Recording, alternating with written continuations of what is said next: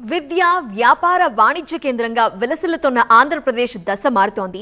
రాజధాని పనులు ఊపందుకోవడంతో ఏపీ సరికొత్త కళను సంతరించుకుంటోంది. మెట్రో నగరాలతో పోటీ పడేలా వ్యాపార వాణిజ్య రంగాలు ఏపీలో విస్తరిస్తున్నాయి.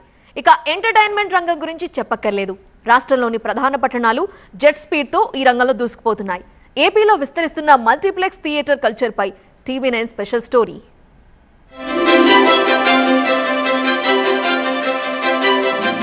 ఏపీలో మూతపడుతున్న థియేటర్లకు కొత్త కళ తీసుకొచ్చే దిశగా థియేటర్ యాజమాన్యాలు అడుగులు వేస్తూ ఉన్నాయి. మల్టీప్లెక్స్లకు పోటీగా థియేటర్లను అభివృద్ధి చేయడంతో పాటుగా మల్టీప్లెక్స్లో కనిపిస్తున్నటువంటి వస్తువులను కల్పించే దిశగా అడుగులు వేస్తూ ఉన్నారు. ఒకప్పుడు థియేటర్ల మొత్తం కళ్యాణ మండపాలుగా తీర్చిదిద్దిన నేపథ్యంలో ప్రస్తుతం అందుకు భిన్నంగా థియేటర్ల యాజమాన్యాలు అడుగులు వేస్తున్నారు. అసలు ఇంతకీ థియేటర్లను ఎందుకు అప్గ్రేడ్ చేస్తున్నారు, మల్టీప్లెక్స్లకు పోటీగా థియేటర్లు ఎందుకు తీర్చిదిద్దుతూ ఉన్నారు, ఇప్పుడు చూద్దాం.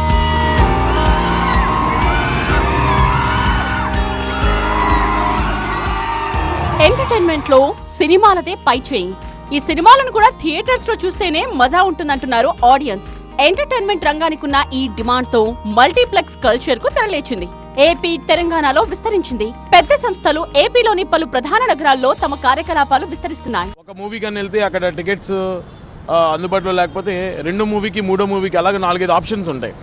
సో దానివల్ల మల్టీప్లెక్స్కి ఎక్కువ ఛాన్సెస్ ఉంటాయి. ఏపీలో ఇప్పుడు ఎక్కడ చూసినా మల్టీప్లెక్స్ థియేటర్ల హవా నడుస్తోంది. అటు విశాఖ నుండి విజయవాడ వరకు, ఇటు విజయవాడ నుండి తిరుపతి వరకు ఇలా చాలా ప్రాంతాల్లో మల్టీప్లెక్స్ అందుబాటులోకి వచ్చాయి.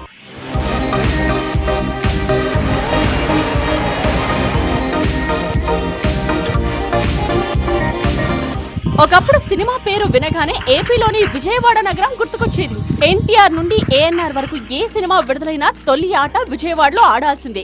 ఉమ్మడి రాష్ట్రంలో రాజధానిగా హైదరాబాద్ ఉన్నప్పటికీ సినిమా కేంద్రంగా బెజవాడే ఉండేది.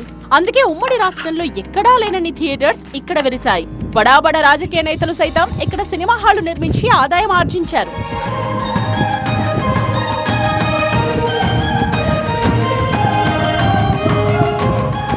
హైదరాబాద్ వంటి మెట్రో నగరాల్లో లేటెస్ట్ టెక్నాలజీతో కూడిన మల్టీప్లెక్స్ థియేటర్స్ వెలియడంతో ప్రేక్షకులు వీటికి అలవాటు పడ్డారు. మల్టీప్లెక్స్ థియేటర్స్ లాభాలు కళ్ల చుట్టంతో కార్పొరేట్ సంస్థలు ఈ రంగంలోకి ప్రవేశించి ప్రేక్షకుల అభిరుచికి అనుగుణంగా థియేటర్స్ నిర్మించడం ప్రారంభించాయి.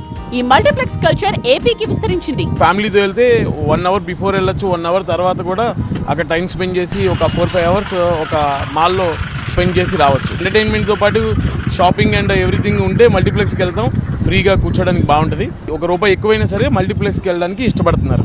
మల్టీప్లెక్స్ రాకతో ఏపీలో సింగిల్ స్క్రీన్ థియేటర్స్ లో ఆక్యుపెన్సీ రోజు రోజుకు తగ్గుతూ వస్తోంది.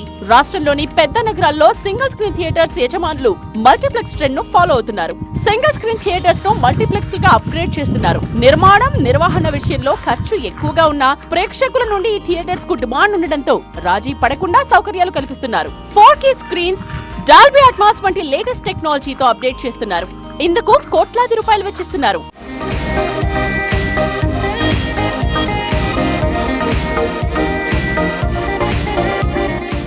మల్టీప్లెక్స్ లకు ప్రేక్షకుల ఆదరణ పెరుగుతోంది.